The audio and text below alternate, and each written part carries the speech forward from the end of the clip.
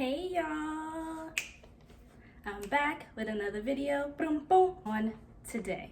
Got my business attire on, party at the bottom, business on top. Okay, now today we will be talking about some loc myths, aka loc lies, because I heard some people have been lying to y'all and I'm not okay with that. We are here to set the record straight on today, bringing some clarity and insight to the equation so that anyone who is considering getting locks or who has locks already doesn't have to deal with the shade that people throw in our general direction. We are not having it. Yo, my lighting is like awkward. Whatever, hopefully this is good enough. I have my tea here with me, and you know the Yogi Teas has a little quotes. You are equally as beautiful as the universe. Oh, you better know it. You better know it, especially if you're out here with locks, okay? I'm just saying. This is the healthy skin edition of my tea, and we about to get into this. My third eye is open. We channeling today, all right? We get into the business. Let's get into it. Myth number 1, locks are smelly, stinky, funky, frowsy. Whatever them words you want to use, those are the words that they try to throw at our direction, and I'm here to say no, not on today. Now here's the thing, just like with any aspect of your hygiene, if you are not keeping a regular wash schedule, you will be musty out here. That's how nature works. You must clean yourself. Cleanliness is next to godliness. So if you're trying to be a god out here with your locks shining and thriving, you must wash them regularly, which leads me into myth number 2. Someone told y'all that you can't wash your hair. What? Wait a minute, just hold on a second, okay? Because that's about as absurd as the idea that you don't need to wash your legs in the shower. Oop! And you know what I'm talking about when I say that too. It's absurd. You can absolutely wash your locks. And I think this is coming from the starter lock phase, because there are different narratives that go around about not washing your locks when you have starter locks, and that's just not the truth. Clean locks lock faster because you need your scalp to be free of debris, and you need your hair to have that sudsy transaction with the shampoo to encourage tangles. Anyone who has had experience with their loose natural hair, you know that when you're washing your fro, you gotta section it out, because if you do it all at once and you go all crazy with it, it will get tangled. Why? Because the suds, the shampoo, it encourages that process. Don't ask me for the science. Look up that part on your own. Just from experience, life experience. When you have starter locks, you have to be mindful. Here are the 2 staples of the lock journey: mindfulness and patience. Those are the 2 keys that will unlock your journey. Mindfulness, meaning being present, taking your time, being aware of what you're doing. When you're washing your starter locks, be gentle, focus up here. You don't need to be all up down the shaft of your lock. You don't need all of that. Stay up here, little circles with your fingertips. You don't need to be in there like this. Don't do that unless you're okay with some of them unraveling, which will happen regardless because they're new. And all you do, twist them bad boys back up and you're back to business.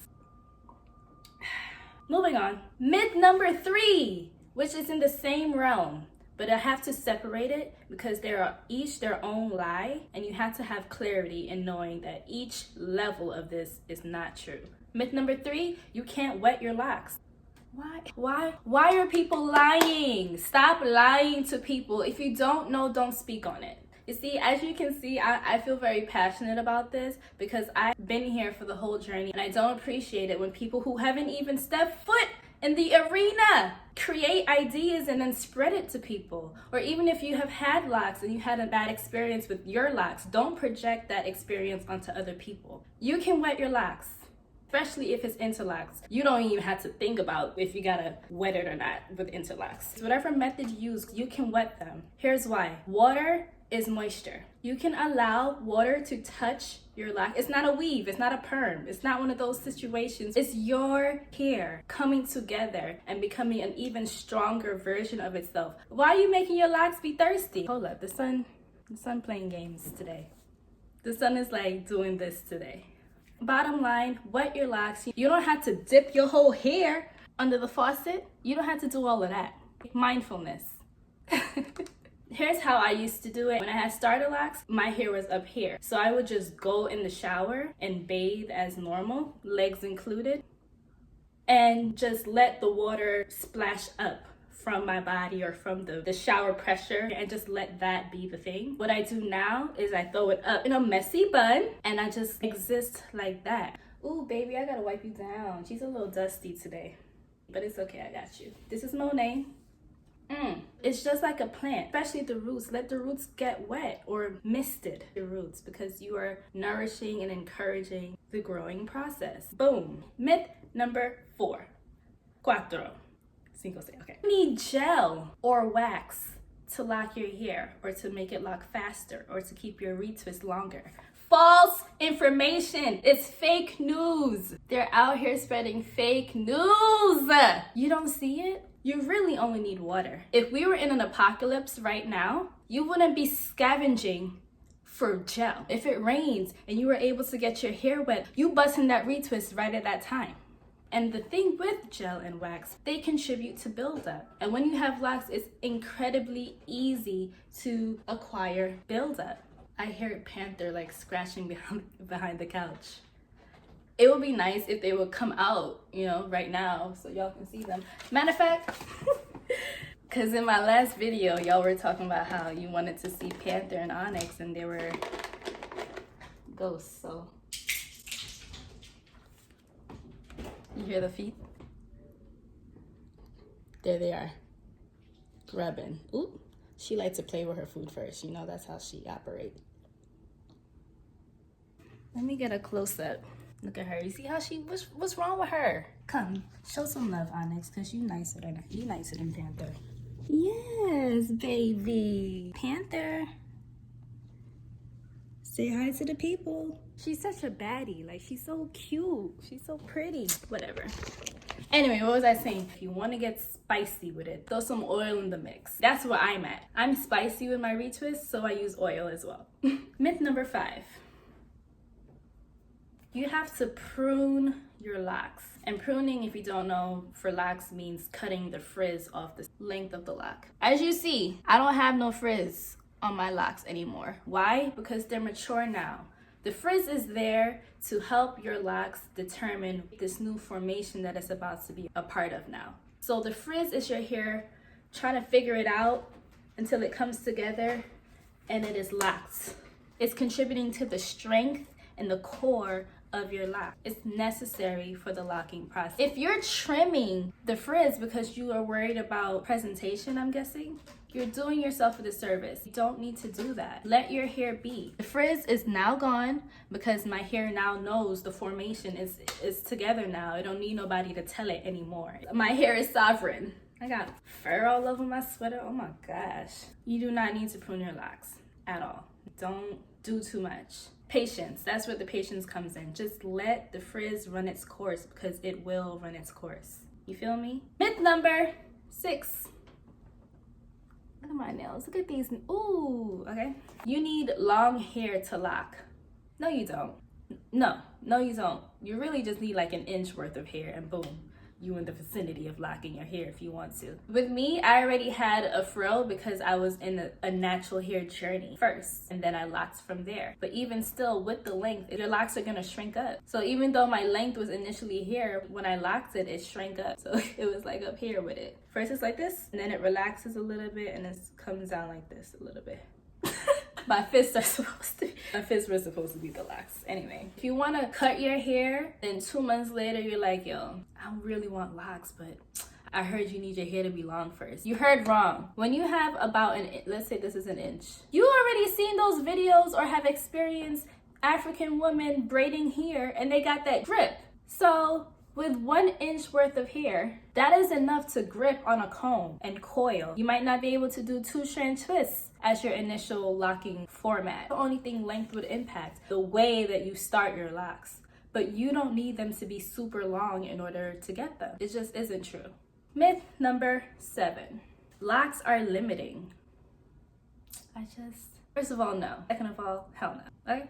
Here's why. I've actually been able to do more styles with my hair locked than I ever was able to do with my loose natural hair. Your locks are already sectioned. It's like instead of having one strand of hair and having like a whole bunch of strands that you had to put together and form a style from that, your lock is just a whole bunch of strands coming together as one, so it becomes its own unit. When you have more of your hair collected in its own little unit, you have more control over what those units do. When I had a fro, if I wanted to do a ponytail, God help me, okay? God help me to get a ponytail in my fro or a bun. First of all, the muscles, the strength, like trying to get it to like lay and stay down and get all the curls to go, it just was too much, especially because I have thick and coarse hair. It was just like a nightmare. If I wanted to do 2 pigtails, it was really just going to be 2 massive puffs. I would have to use mad gel to lay it down, just too much. And that's just to get my hair into 1 or into 2. With locks, look, it's in 1 right now. And you know what I use? This is a stocking leg. That is a leg from one of my old stockings. I just like tied it. If I want to do a bun, boom, it's a bun. If I want to do 2 pigtails, 2 pigtails, you know? And that's just for basic on-the-go styles that you can do. Now, if you go to a loctician, the possibilities are endless. When I tell you, I've seen so many wild lock styles that I wouldn't have even conceptualized with my natural hair. It's like, whoa, the things that it can do. Your locks are limitless. I know people are like, oh, I love my wigs, I love my box braids. You can get a wig over your lock. I can't relate, but I've seen it done. You can get box braids over your locks. You've seen it done too. I saw a girl, she has locks, but she got butterfly locks over them. And she can do that because she just wanted to know what that would look like. Your hairstyle journey isn't over just because you've locked it up. Let go of this idea that, oh my God, I'm so afraid of commitment. First of all, heal that.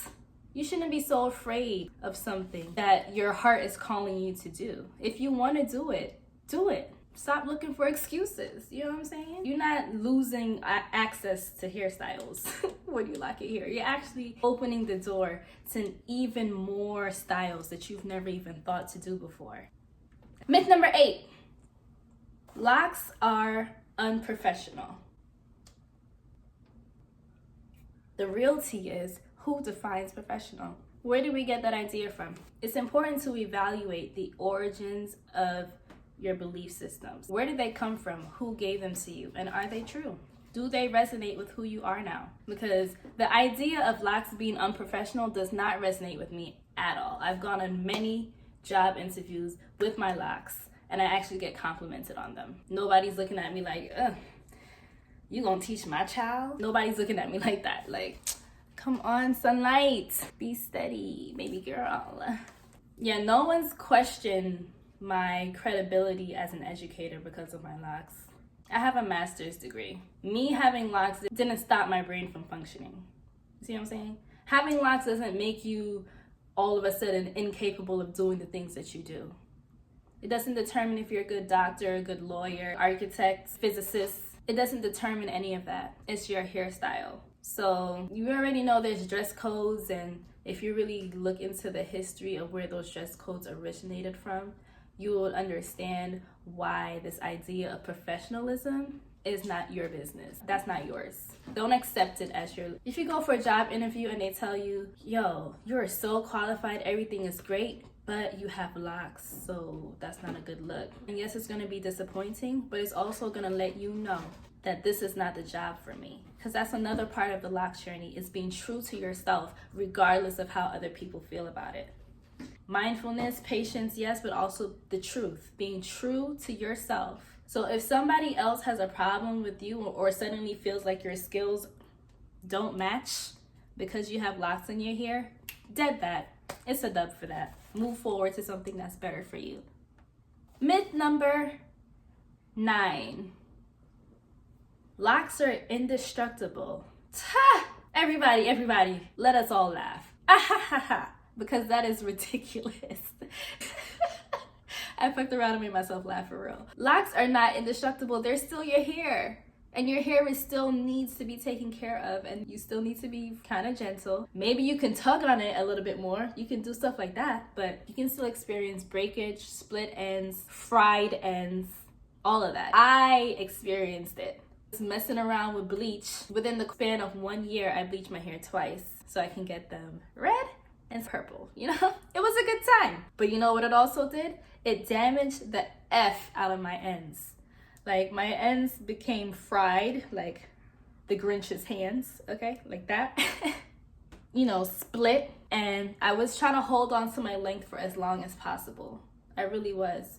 Until I realized that the longer I held on, the more damage I did, because the split ends started to travel up and up and up till it got to this much worth of hair, and I was like, no, I am not comfortable with this, and I had to cut it. Your locks can experience damage, they can experience thinning, so you still have to be mindful. Although you can style your hair in all kinds of funky, fresh ways, you still have to be mindful of what you're doing and what the consequences are. You can bleach your hair if you want to, but also know that that's more maintenance, so be mindful of that. You can do crazy fresh styles if you want to, but also know that that's putting tension on your scalp, so be mindful of that. You see what I'm saying? Boom. Moving on. Myth number 10. You need someone else to do your locks for you. Now, I see this predominantly with men, but women feel this way too. This idea that in order for you to have healthy, flourishing locks, you need someone else to do it for you. Men have this idea that their girlfriend, their wife, the girl they're dealing with has to do their hair for them in order for their hair to ever be done. That's not true. You lying to yourself. Stop doing that. I don't know who told you that, but they lied to you. If you're the one who told yourself that, stop lying to yourself. A part of this lock journey is empowering you and who you are. All the things that you're capable of doing, all the heights that you're capable of reaching. You retwisting your hair is like so simple. It's not like we're saying you have to cornrow your hair, Maji. A retwist, a simple retwist. Okay, it's so simple, and I'm not trying to make you feel away. I'm actually trying to make you realize that you are capable of doing this. If you've been sitting here and you're like, yo, I really want to get locks, or even if you have locks and you're like, I really need a retwist, but drop the but and go do it yourself. You can do that. And if you need help, I have a video for that. Boop. And if my video isn't helpful enough, boop.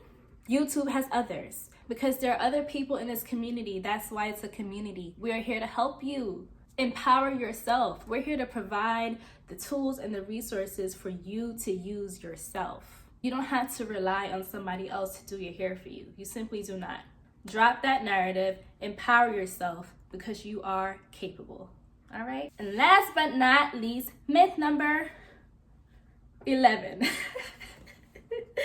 So it goes two ways. For women, the myth is locks aren't feminine. And for men, the myth is locks are too feminine.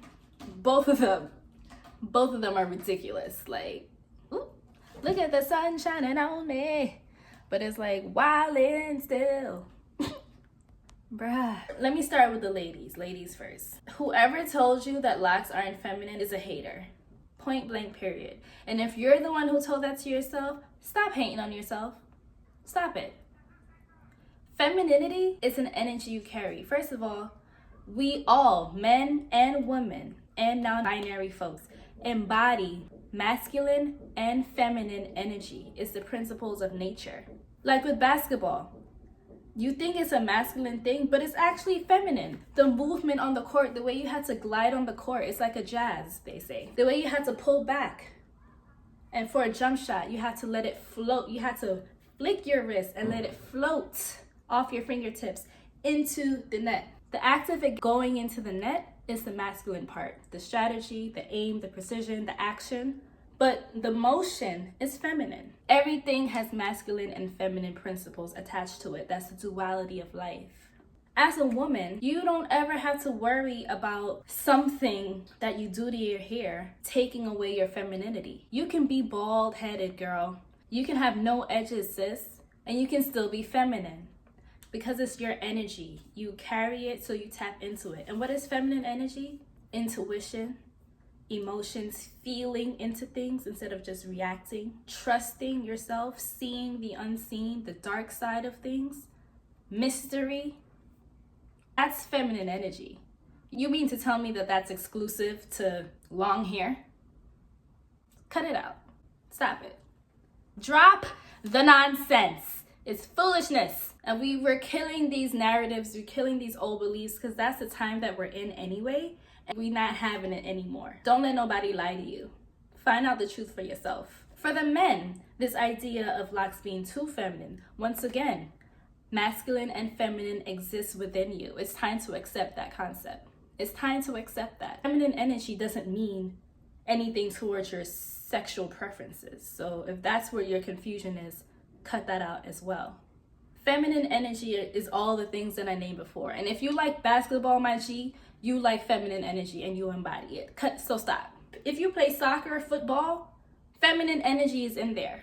Having locks is an extension of you. It's an extension of your strength. Your hair connects you to the cosmos. Know this.